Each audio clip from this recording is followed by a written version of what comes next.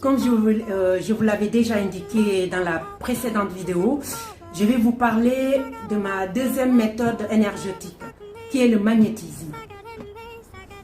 Magnétiseur, quelle est cette profession?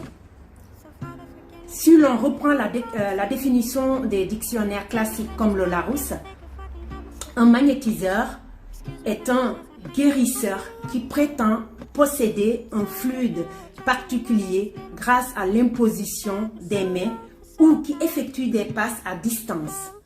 Il utilise le magnétisme.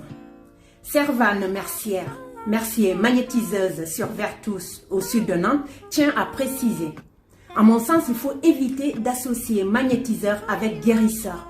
Nous ne sommes pas des médecins. Et je suis totalement en accord avec ce qu'elle dit.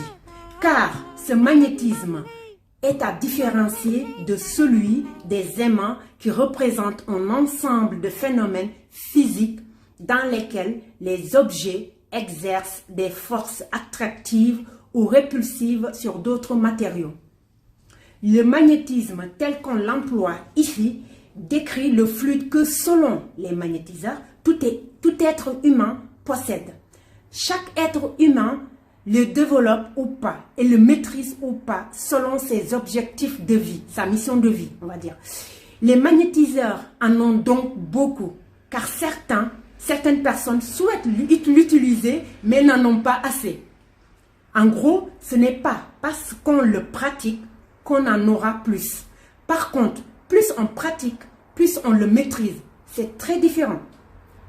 Dans son livre « Le guérisseur des Lumières », l'écrivain et éditeur français Frédéric Gros propose une incursion dans la vie phénoménale de Frank Anton Mesmer, l'inventeur du terme magnétisme animal. Pour en savoir plus, je vous laisserai explorer ce livre qui est très intéressant. Voilà, à bientôt je reviendrai pour les conditions adéquates pour exercer la profession de magnétiseur. Merci beaucoup à vous. Au revoir.